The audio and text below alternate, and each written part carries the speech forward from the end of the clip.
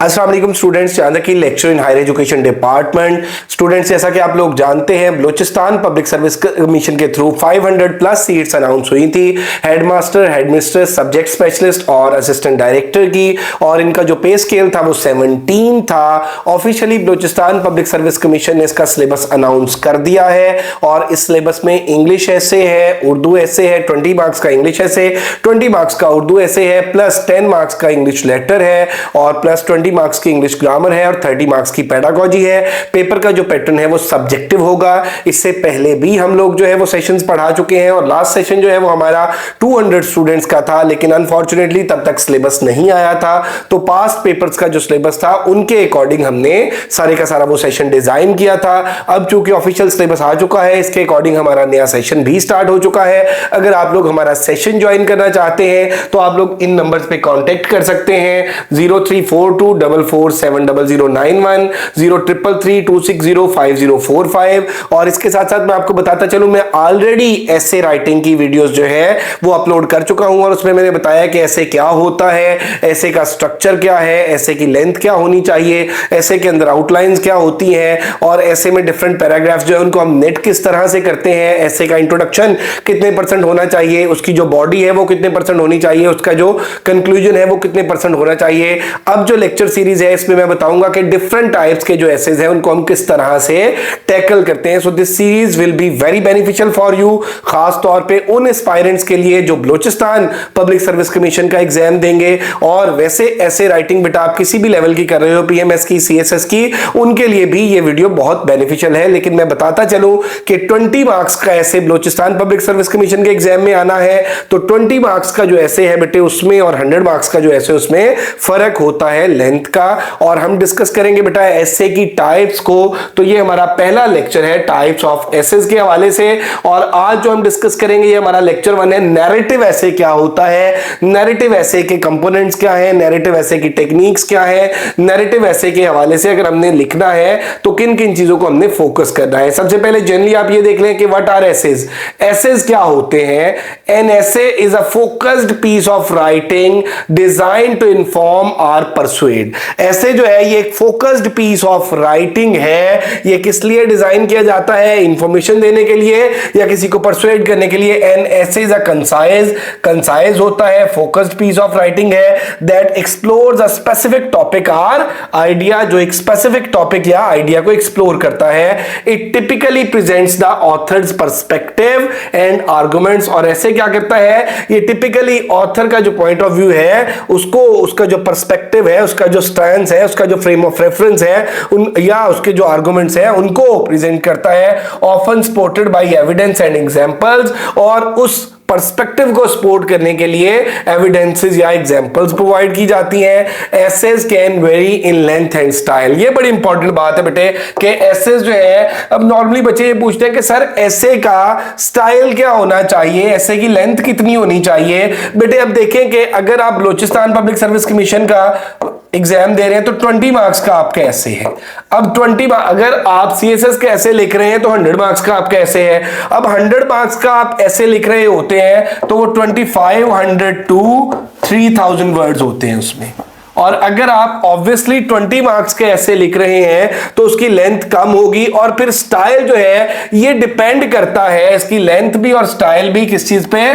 Purpose पे and intended audience. ठीक है, हमारी जो ऑडियंस है, जो हम इंटेंड कर रहे हैं कि जो हमारी इंटेंशन है कि किसने हमारा ऐसे पढ़ना है उस पे, और हमारा ऐसे का पर्पस क्या है। अब चूंकि हमारा जो नॉर्मली ऐसे का पर्पस होता है वो एग्जाम होता है, तो एग्जाम में जो ऐसे है हमारा बलूचिस्तान पब्लिक सर्विस कमीशन का जो हेडमास्टर का सब्जेक्ट स्पेशलिस्ट का जो एग्जाम है उसमें 20 मार्क्स का ऐसे आना है। सो हम अपने एसेज को उसी के अकॉर्डिंग लेके चलेंगे। They are frequently used in academic settings. ऐसे किसमें? एकेडमिक सेटिंग्स में, but can also be found in various forms including personal reflections and journalistic pieces. अब ये हमने बताया नॉर्मली कि ऐसे क्या होता है, ऐसे का स्टाइल और लेंथ जो है ये मेरा बेटा मैटर करती हैं चीजें, ये टोटली सब्जेक्टिव चीजें हैं कि हमारा ऐसे लिखने का पर्पस क्या है और किन रीडर्स के लिए हम ऐसे लिख रहे हैं। तो ऑब्वियसली जब किसी एग्जाम के लिए हम ऐसे लिख रहे हैं तो हमें फिर मेरा बेटा वो जो एग्जाम का एक पैटर्न है उसको भी फॉलो करना पड़ेगा,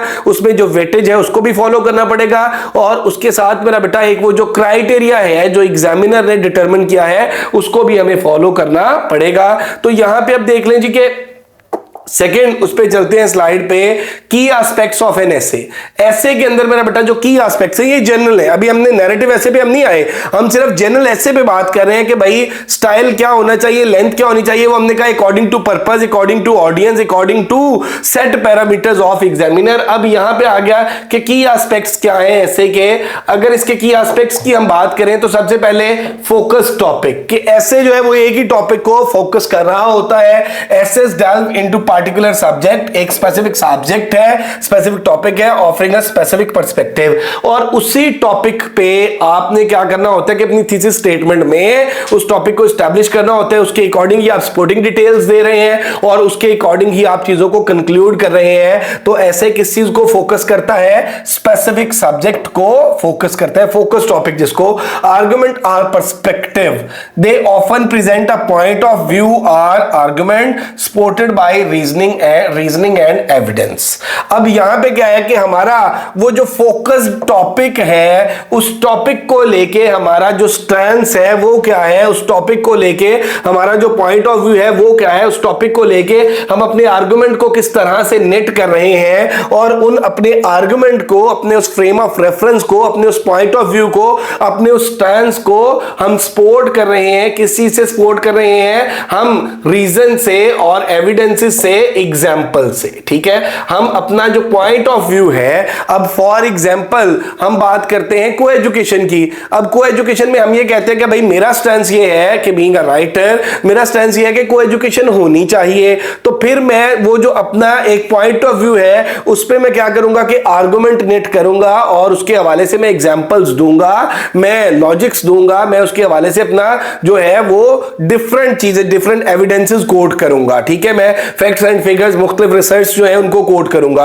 और अगर मैं ये कहता हूं कि नहीं इसमें नहीं होना चाहिए कोई एजुकेशन, तो फिर वहां पे क्या है कि मैं अपना, अगर मेरा पॉइंट ऑफ व्यू ये है तो फिर मैं इस पे क्या करूंगा, अब मैं इस पे आर्गुमेंट दूंगा, इस पे मैं डिफरेंट रेफरेंसेस दूंगा, इस पे मैं डिफरेंट रिसर्च के रेफरेंसेस दूंगा। तो ये क्या है कि बुनियादी तौर पे हमारा वो जो फोकस टॉपिक है उस फोकस टॉपिक को हम क्या करते हैं कि उसके ऊपर आर्गुमेंट या पर्सपेक्टिव अपने को हम एविडेंसेस के थ्रू और एग्जांपल्स के थ्रू जो है वो प्रूव करते हैं। उसके बाद आ गया ऑर्गेनाइजेशन। ऑर्गेनाइजेशन क्या है, मतलब इन सिंपल वर्ड स्ट्रक्चर इसका क्या होना चाहिए। अब फोकस टॉपिक भी हो गया, पॉइंट ऑफ व्यू भी हो गया, तो स्ट्रक्चर ऐसे typically have an introduction, body, paragraphs and conclusion. अब ये मैं पहले भी अपने लेक्चर में बता चुका हूं कि ऐसे के अंदर आपका जो इंट्रोडक्शन है वो 10%, उसके बाद आपका जो बुनियादी तौर पे आ जाता है बॉडी वो 75% टू 80%, और उसके बाद आपका जो कंक्लूजन आ जाता है वो 10%। फॉर एग्जांपल एक ऐसे हम लिख रहे हैं 8 पैराग्राफ्स का, तो उसमें पहला जो पैराग्राफ होगा वो इंट्रोडक्टरी पैराग्राफ होगा, बाकी 6 जो पैराग्राफ्स होंगे वो उसके बॉडी पैराग्राफ्स होंगे, और लास्ट वाला जो पैराग्राफ है वो कंक्लूजन का पैराग्राफ होगा। और उसके बाद देख लीजिए एविडेंस एंड सपोर्ट आ गया, they may include evidence, examples और research to support the author's claim. हमने जो क्लेम किया, जो थीसिस स्टेटमेंट एस्टैब्लिश की, उसके अकॉर्डिंग हमारा जो पॉइंट ऑफ व्यू है उसको सपोर्ट करने के लिए हम क्या करते हैं कि डिफरेंट एविडेंसेस, ये मैं ऊपर बता चुका हूं आप लोगों को। फॉर्मल और informal style essays can be range formal, academic and formal to more personal and informal. अब ऐसे जो है ये एकेडमिक पर्सपेक्टिव में जो लिखे जाते हैं, एग्जाम्स में जो लिखे जाते हैं वो फॉर्मल ऐसे हैं। फिर उसके बाद मेरा बेटा हम कोई पर्सनल ऐसे भी लिख सकते हैं, इनफॉर्मल ऐसे भी लिख सकते हैं। तो ये बुनियादी तौर पे कुछ स्टेप्स हैं, कुछ की एस्पेक्ट्स हैं ऐसे राइटिंग के। अब हम आ जाते हैं टाइप्स ऑफ ऐसे। ऐसे की जो बेसिक टाइप्स हैं, इसमें नैरेटिव ऐसे है, डिस्क्रिप्टिव ऐसे है, आर्गुमेंटेटिव ऐसे है, परसुएसिव ऐसे है, एक्सपोजिटरी ऐसे है। इसके बाद देख लें जी कुछ सब टाइप्स हैं ऐसे की। काज एंड इफेक्ट ऐसे कैन बी देयर, क्रिटिकल ऐसे कैन बी देयर, रिफ्लेक्टिव ऐसे कैन बी देयर, और सिंथेसिस ऐसे कैन बी देयर, प्रोसेस ऐसे कैन बी देयर। और आज जो हम डिस्कस करेंगे वो नैरेटिव ऐसे क्या होता है, व्हाट इज नैरेटिव ऐसे। नैरेटिव ऐसे क्या है, व्हाट इज नैरेटिव ऐसे। नैरेटिव ऐसे है क्या, नैरेटिव ऐसे की टेक्निक्स क्या है, नैरेटिव ऐसे का स्टाइल क्या है, और नैरेटिव ऐसे लिखने के लिए किन किन पॉइंट्स को हमने फोकस करना है। तो सबसे पहले narrative essays tell a story and often are the most personal type of essay. एक बात तो ये ऐसे राइटिंग के हवाले से, दूसरा बलोचिस्तान पब्लिक सर्विस कमीशन के एग्जाम में ग्रामर के हवाले से भी शॉर्ट क्वेश्चंस पूछे जाते हैं, तो उसमें भी आपको इनकी डेफिनेशंस कम से कम पता होनी चाहिए। तो नैरेटिव ऐसे क्या होता है, नैरेटिव ऐसे जो है ये पर्सनल टाइप ऑफ ऐसे है, और ये आमतौर पे हमें क्या करता है, स्टोरी, किसी स्टोरी के बारे में बताता है। यू मे राइट, इसमें आप अपनी पर्सनल स्टोरी भी कोई लिख सकते हैं। जैसे मैं कहता हूं my first day at college, तो वो नैरेटिव ऐसे आ जाएगा। माई स्कूल नैरेटिव ऐसे आ जाएगा। They allow you to exercise creativity and imagination. इसमें क्या है कि इसमें वो दोनों चीजों को आप लेके चल सकते हैं, क्रिएटिविटी को भी और इमेजिनेशन को भी, and you can base them on a particular prompt such as the first time you drove a car by yourself। अब इसमें क्या है कि आप इन दोनों को इस तरह से लेकर चल रहे हैं, फॉर एग्जांपल कि आप जो है आप बता रहे हैं, एक ऐसे लिख रहे हैं, एक आर्टिकल लिख रहे हैं कि आपने पहली दफा गाड़ी चलाई। आप कहते हैं मेमोरीज ऑफ चाइल्डहुड, आसान कर देता हूं, फर्स्ट डे एट कॉलेज, ठीक है। अब विजिट टू हिस्टोरिकल प्लेस, आप उसमें क्या कर रहे हैं कि अपने इमेजिनेशंस को और अपने एक्सपीरियंस को साथ लेके चल रहे हैं। Or more open ended prompt like a time you overcame a fear. अब ये दो देखें कि first time you drove a car, और ये लाइक दूसरा है कि like a time you overcame a fear, you may submit a narrative essay. इस पे आप क्या करते हैं, नैरेटिव ऐसे लिख सकते हैं, यूजुअली कॉल्ड पर्सनल स्टेटमेंट। अब इसमें क्या होगा, पर्सनल स्टेटमेंट होगी फॉर कॉलेज, आज ग्रेजुएट स्कूल एप्लीकेशंस, और नॉर्मली इस तरह के ऐसेज जो है वो पूछे जाते हैं स्कूल लेवल पे। अब यहां पे मेरा बेटा अगर मैं ये कह दूं कि ऐसे जो है, जैसे मैंने फॉर एग्जांपल बोला माय स्कूल है, माय कॉलेज है, मेमोरीज ऑफ चाइल्डहुड है, ठीक है। अब इसमें क्या है कि इसमें हम क्या करते हैं कि वो सारी की सारी अपनी वो जो क्रिएटिविटी है और इमेजिनेशन है, उन दोनों चीजों को साथ साथ लेके चलते हैं। तो इन शॉर्ट के जो नैरेटिव ऐसे है उसमें हम क्या करते हैं कि इट्स ऑल अबाउट बेटे के लाइक अ स्टोरी, और इसमें हम एक स्टोरी, एक कंप्लीट स्टोरी जो है वो बयान करते हैं। अब नैरेटिव ऐसे generally has an opening that gets the reader's attention and provides enough background। Narrative essay में जो ओपनिंग होती है वो इस तरह की साउंड ओपनिंग होनी चाहिए कि वो रीडर की जो अटेंशन है उसको ग्रैब करे, और उसके साथ साथ that gets reader attention and provides enough background, और रीडर को बैकग्राउंड भी प्रोवाइड करे, information for the story to make sense, ताकि क्या है कि अगर उसको बैकग्राउंड की समझ आ जाएगी तो फिर उसके माइंड में उस स्टोरी की जो सेंस है वो बन रही होगी। Conclusion help summarize the main point of your essay and reiterate your goals। और इसमें बिल्कुल इसी तरह से देखिए दो चीजें बहुत इंपॉर्टेंट होती है, एक आपकी बिगिनिंग और दूसरी आपकी एंडिंग। जिस तरह से कहा जाता है कि in my beginning is my and, तो यहां पे बुनियादी तौर पे जिस तरह से आप अपनी बिगिनिंग में क्या कर रहे हैं, अपनी स्टार्टिंग में जो एक बैकग्राउंड स्टैब्लिश कर रहे हैं, इसी तरह से आप प्रॉपर उसको ऐसे को कंक्लूड भी करते हैं। For example if you are writing a narrative essay for a job application, you could conclude by summarizing how your experience solidified your desire to become a lawyer। ठीक है, ये इसकी एग्जांपल है जी कि अगर आप एक नैरेटिव ऐसे लिख रहे हैं, आप अगर अपनी पर्सनल सारी की सारी मेरा बेटा इंफॉर्मेशन दे रहे हैं, जॉब एप्लीकेशन के हवाले से नैरेटिव ऐसे लिख रहे हैं, तो एंड पे आप इस बात पे कंक्लूड भी करेंगे कि आपकी ये जो for example your experience solidified your desire to become a lawyer. तो नेक्स्ट मेरे बेटे आप देखिए कि यहां पे के guideline for writing a narrative essay. अगर guideline for writing a narrative essay हम बात करें, हमने कहा नैरेटिव ऐसे होता क्या है, फिर हमने बात की भाई के नैरेटिव ऐसे में जनरली हम उसके स्ट्रक्चर को किस तरह से डील करते हैं। अब अगर आप एक नैरेटिव ऐसे लिखना चाहते हैं तो उसके लिए आपको करना क्या है, मोस्ट इंपॉर्टेंट बात, ठीक है। अब यहां पे सिर्फ आपको ये पता है कि नैरेटिव ऐसे ये होता है, ठीक है। उसके बाद कि नैरेटिव ऐसे क्या लिखना जब है तो किन किन चीजों को ध्यान में रखना है, मेक अ स्पेसिफिक पॉइंट, ठीक है। उसके बाद determine what the purpose of your ऐसे। पहली बात क्या है कि ऐसे का स्पेसिफिक पॉइंट, आपका टॉपिक क्या है, दूसरी बात आपका पर्पस क्या है, तीसरी बात state the point in your thesis statement, कि आप क्या कर रहे हैं कि अपनी थीसिस स्टेटमेंट आप इन सिंपल वर्ड्स इस लेवल पे 20 मार्क्स के ऐसे के लिए आप ये कह लें कि भैया आपका इंट्रोडक्टरी सेंटेंस या इंट्रोडक्टरी पैराग्राफ, ठीक है, और controlling the idea and build upon it through the ऐसे बाय यूजिंग एग्जांपल्स। अब क्या है कि आपने मेरा बेटा क्या किया कि वो जो अपनी थीसिस स्टेटमेंट एस्टैब्लिश की, आपने वो जो इंट्रोडक्शन दिया उसके अकॉर्डिंग आपने अब अपने पूरे वो जो आइडियाज है उनको नेट करना है, उनको बिल्डअप करना है, और उसके अंदर एक क्रोनोलॉजिकल ऑर्डर होना चाहिए, उसके अंदर एक सिंटैग्मेटिक कोहेरेंस होनी चाहिए। अब यहां पे क्या है कि example stories and other details that are relate back to main idea. आप कोई भी बात कर रहे हैं तो वो सारी की सारी क्या है, वो सारी की सारी वेल कनेक्टेड होनी चाहिए आपके स्पेसिफिक पॉइंट के साथ, involve readers in the story.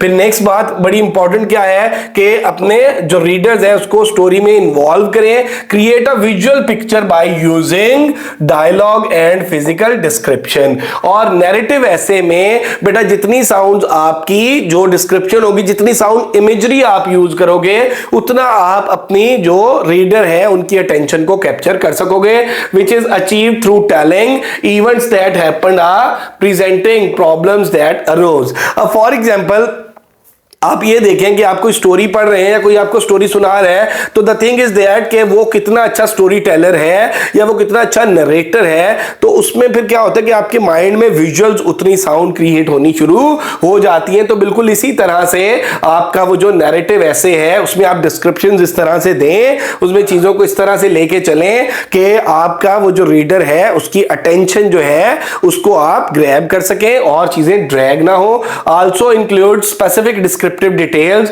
so that the readers can easily picture the scene in each of the events। उसके बाद नेक्स्ट बेटे आप देखेंगे तो नेक्स्ट में सीक्वेंस इवेंट्स का सीक्वेंस होना चाहिए। Often this is done chronologically, ये क्रोनोलॉजिकल ऑर्डर में होना चाहिए बट यूजिंग फ्लैशबैक्स, लेकिन आप फ्लैशबैक भी यूज कर सकते हैं from one point in time but then talking briefly about something that happened the past and foreshadowing can make the story more interesting. Decide which point of view, first person. अब इसमें एक बात और आपने narrative essay में याद रखनी है कि आपने अपना पॉइंट ऑफ व्यू कि आप फर्स्ट पर्सन नैरेटिव में जा रहे हैं या थर्ड पर्सन नैरेटिव में जा रहे हैं। अब फर्स्ट पर्सन में तो जाहिर सी बात है बेटे आप किस में जाएंगे, आई हुई में, या थर्ड पर्सन में आप जाएंगे तो ही शी इट देम में, और वर्क्स बेस्ट फॉर योर ऐसे। आप अपना जो नैरेटिव ऐसे है उसमें फर्स्ट पर्सन या थर्ड पर्सन यूज करते हैं। तो एक दफा मैं मेरे बेटे अगेन आपको बता दूं कि भाई जो आपका नैरेटिव ऐसे है उसमें एक तो आपकी ओपनिंग जो है वो बड़ी साउंड, हमने बताया कि नैरेटिव ऐसे जो है वो it's like a story telling, ठीक है। अब फिर नैरेटिव ऐसे जो है इसमें हमने क्या करना है कि एक स्टोरी नरेट करनी है, पर्सनल टाइप ऑफ ऐसे है, और इसमें ये